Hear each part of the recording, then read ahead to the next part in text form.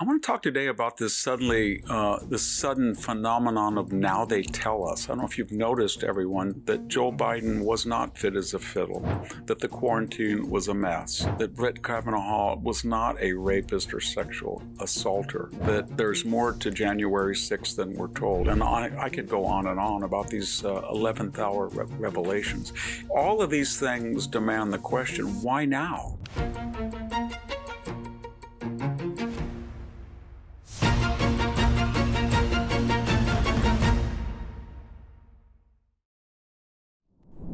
Hello, this is Victor Davis Hanson for the Daily Signal.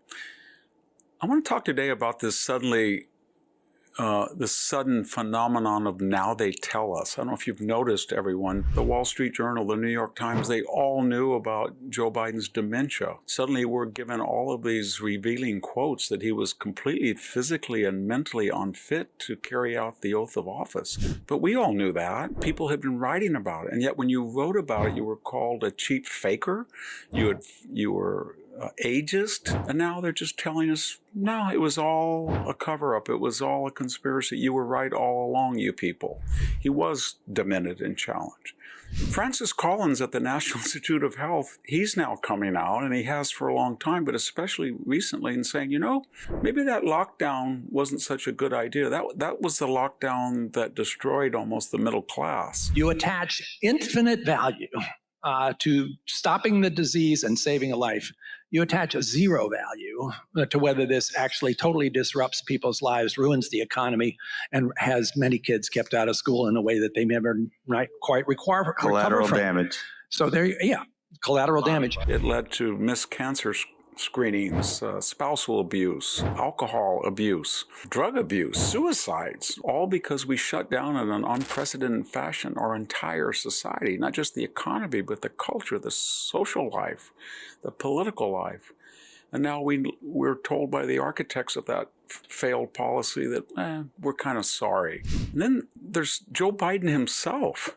He's now openly saying that he doesn't like what Merrick Garland did vis-a-vis Donald Trump. But he doesn't mean that I'm shocked that I weaponized the Department of Justice. What he's saying is that he wished that Merrick Garland had gone after Trump more vigorously and earlier. In other words, that lawfare wasn't enough. Well, why didn't he say that 6 months ago? Why didn't he say that right during the campaign?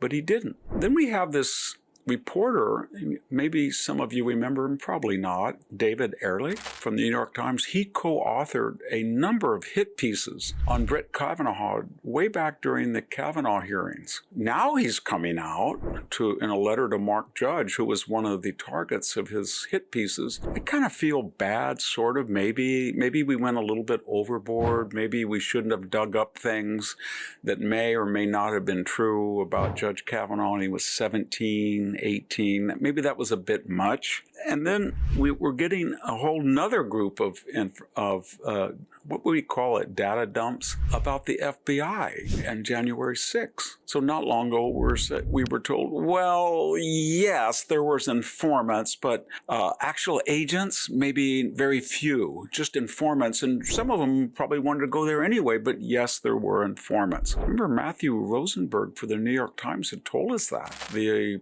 Pulitzer Prize winning journalist who had covered January 6th, and he said it was all kind of cooked up, the sensationalism. That was an ambush interview by James O'Keefe, but nevertheless, it was an admission that the hysteria had got out of control. And now we're learning that the FBI admits there were informants, and more importantly, they just released videos of the supposedly non-existent, not really, kind of maybe bomber who put these explosive devices in front of the DNC and the RNC, in which we weren't told anything. We weren't giving videos, but the implication in the leaks to the media was that this was some hyper-Trump partisan. All of these things demand the question, why now? Why all of a sudden are we no longer crazy? That Joe Biden was not fit as a fiddle, that the quarantine was a mess, that Brett Kavanaugh was not a rapist or sexual assaulter, that there's more to January 6th than we're told. And I could go on and on about these 11th hour revelations. It's either A, they're afraid there's going to be an accounting very quickly from the Trump administration, and they know that they had done things that were not just ethical, but perhaps illegal. Number two, it also could be that in time, and they are opportunists, most of these people that I talk about, they see the national mood changing, that we're at peak woke, and the reputation of the FBI or the NEIH or journalism in general is at an all-time nadir. Or maybe it's something even more dramatic, like if I were Donald Trump and his team, and we had lied and done all of these things, and I was now in power, I know what I would do to people like myself. So it's a projection that they have culpable, a feeling of culpability and exposure, and now they're trying to get everything out before there's an accounting. Whatever the reason is, it's quite amusing and in a tragic way funny. Thank you very much. Thank you for watching today's podcast. And for more news like that, subscribe to the Daily Signal. And maybe you can check out my own website at victorhanson.com for podcasts, lectures, ultra series behind a paywall, but more importantly, just daily columns that are accessible and free to everyone. Thank you very much.